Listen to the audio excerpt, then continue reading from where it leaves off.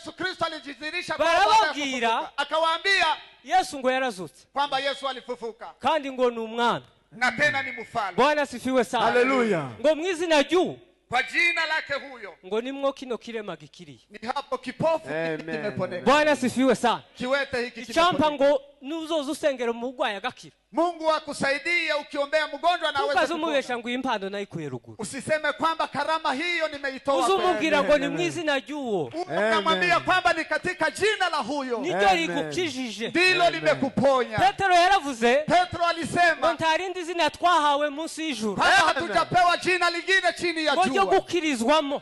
Ambalo tunapona ndani yake. Zina ryonyine rya Kristo. Isipokuwa jina pekee la Kristo. Muri iryo zina katika jina hilo nimwe abagwayi bazabakirira. Ni hapo wagonjwa wanapona. Ntabwo ari abahanuzi bazabakiza. Si manabii ambao wanapona wagonjwa. N'ubu dufite abagwayi bari mu mazu. Na hata siku ya leo kuna wagonjwa. Dufite abagwayi bakiri mu bitaro.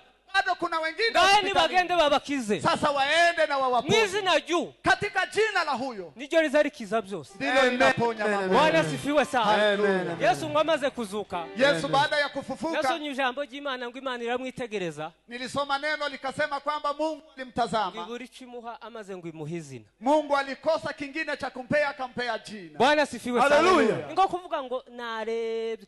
Uzi ko umuntu yobura gift afungira umuntu akama mufungira 500.